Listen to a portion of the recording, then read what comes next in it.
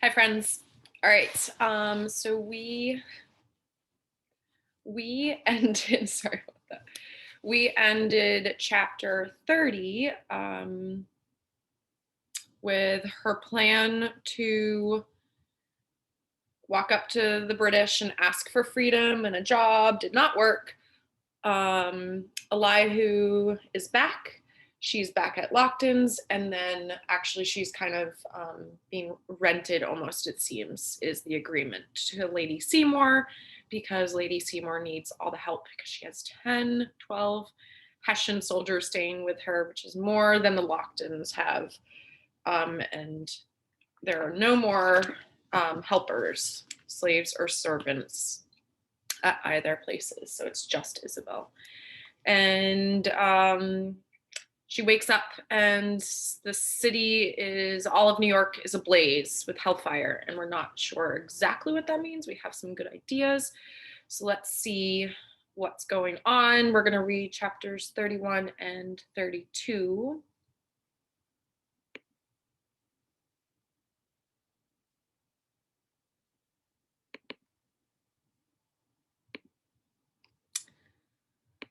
All right, 31. Let's see where this quote is from. New York Mercury newspaper. And in that newspaper, it said, the fire raged with inconceivable violence and in its destructive progress swept away all the buildings between Broad Street and the North River. Several women and children perished in the fire. Their shriek joined to the roaring of the flames. The crash of falling houses and the widespread ruin, which everywhere appeared, formed a scene of horror great beyond description, and which was still heightened by the darkness of the night. I just want to check the date right now. Is Saturday, September 21st through Sunday, September 22nd. So like 5-6 days after Britain took over control of New York. I awoke coughing so hard I near brought up my supper. When I finally caught my breath, I smelled the smoke and saw the light, bright as day, outside my window. I jumped from the bed and peered out. It was not morning, it was an inferno. Flames curled out of all the windows next door. The rooftop beyond that was a lake of fire. Every building in sight was burning. The air was filled with crackling and popping sounds, with shrieks and screams coming from the street below. A hot gust of wind blew the curtains back and sent the fire straight at me.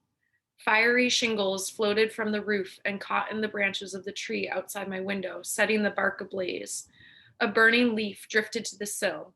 I quickly brushed it off, my hands quivering. Get out! Seized again by coughing, I fell to the ground where the smoke was not so heavy. I pulled my shoes toward me and quickly buckled them on, then took a deep breath, rose to my feet, grabbed Ruth's doll off my bed, and opened the door. Smoke filled the hall, curling down from the ceiling, along with fingers of fire. Get out now! I clattered down the stairs, screaming, fire! Fire! The door to Lady Seymour's bedchamber was just opening. As I went to pass by, she grabbed my arm. Quick, child, she cried. Help me. Her chamber was even brighter than the attic, but the windows were closed and the smoke thinner. She bent over an enormous trunk by the wall. It contains my valuables. She pulled at a handle. Please, Isabel. I reached for the handle and tugged. The trunk did not move. It's too heavy, ma'am. Leave it. The roof is afire. No, wait. She flung open the top. The trunk was filled with a silver tea set, a small portrait of a yellow-haired man, something wrapped in velvet cloth, dusty sacks, small wooden boxes, and packets of letters tied in a ribbon. There was another crash outside and screams. I grabbed her arm. We'll die if we stay. She pulled out the letters in 2 small boxes and thrust at me along with the portrait. Take these. I stuck the portrait and letters in my pocket and balanced Ruth's doll on top of the boxes in my arms. The room was so hot I thought the corn husks might explode into flames. Lady Seymour grabbed 2 of the sacks. The coins within clanked together as she rose to her feet, coughing. Hurry, she gasped. The smoke in the hall was thicker than it had been moments before. We felt our way, one step at a time, to the staircase. I went down first, with the lady behind me, her frail hand on my shoulder. My eyes watered. My lungs felt like they were pulling in the flames. I thought for a moment we were trapped. The thick haze tricked my mind, and I knew not if we should proceed down or up. My ears filled with the crackle of burning wood. Help me, Lady Seymour cried. Her hand vanished. Ma'am, ma'am, the smoke stopped up my throat. There was a thunderous crash overhead, a ceiling giving way or a piece of the roof collapsing. The old woman had crumpled to the stairs. Is she dead? I put my hand on her chest. Her heartbeat was light and fast as birds' wings beating against a cage. I put my face close to hers and screamed. Get up! She moaned once and tried to move her hand. I pulled her arm. She moaned again, but I could not be gentle. I dropped the boxes and doll, draped her arm around me, and half fell down the rest of the stairs. Once on the ground floor, she tried to walk, but one of her legs was failing her. I opened the front door and dragged the two of us out to the street. The air was a swirl with flames, soot, and burning shingles, each caught in a devilish whirlwind. The cries and screams of men and women mixed with the terror of the horses burning alive in locked stables. Windows exploded, beams crashed, and trees split, their crowns ablaze like torches in the hand of a cruel giant. I felt the clothes on my back ready to ignite. The brand on my cheek scorched, as if the fire within me called to the fire in the air.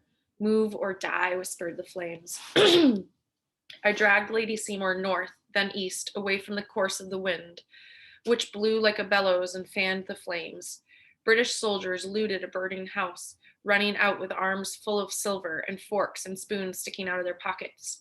A dog ran by, howling, its tail on fire.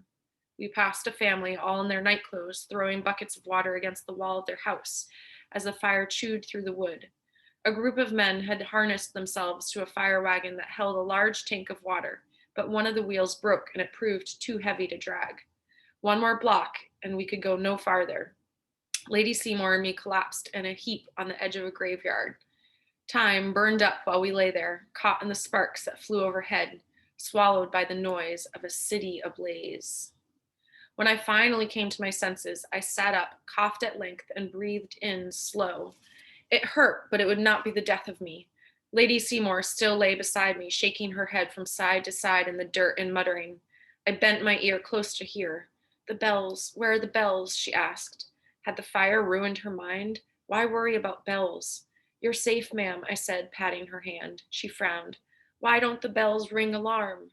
Her words were garbled, like she was talking underwater, but I finally understood. Every bell in every church steeple should have been ringing loud and fearsome, but they were all gone, melted, and reformed into cannons. I stood up. Over the rooftops, I could see men pouring water on the flattish roof of St. Paul's, the buckets handed to them from a long line of people that stretched to a backyard pump. To the south, Trinity Church was not as lucky. Its tall steeple was a pyramid of fire, the flames licking the undersides of the clouds that scuttled above. What shall we do, ma'am? I asked. Her tears turned black as they rolled through the soot on her face. Her left arm and leg lay limp as if some cog within her had snapped. She did not make a sound. 'Twas up to me to make the decisions. Come, I helped her to sit. We need to make our way to safety. I stood to her left, draped the useless arm over my neck, and held her body tight to mine. In that manner, step by slow step, we staggered on. We passed countless people standing in the streets like statues, their toes bare on the stones, nightclothes blowing in the unnatural breeze, mouths agape. Carts rolled by carrying half-naked people, bleeding and dazed. A collection of charred bodies had been stacked on a corner, not fully covered by a blanket. A child's boot and stocking lay in the gutter next to an overturned rain barrel. Step by slow step, we made our way to Wall Street, then down to the seventh house on the left. She was near insensible by the time we reached it. In truth, I pinched her as hard as I could. It roused her some, and she lifted her working leg. Thus, we mounted the steps of the Lockton house and entered the front door. Chapter 32. This is also from the New York Mercury newspaper. Our distresses were very great indeed before, but this disaster has increased them tenfold. Many hundreds of families have lost their all, and we are reduced from a state of affluence to the lowest ebb of want and wretchedness, destitute of shelter, food, or clothing. Near 500 homes were destroyed that night, plus shops, churches, and stables. Thousands of people were homeless, without even a change of underclothes or clean stockings. Many did not eat meat for weeks on account of the death smell that poisoned the air.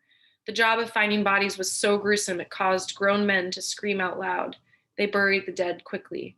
Folks said the fire started in a low groggery near the Whitehall slip. From there, it burned uptown, pushed by a strong wind, devouring Bridge Street, Dock, Stone, Marketfield, and Beaver. Then it ran up both sides of Broadway.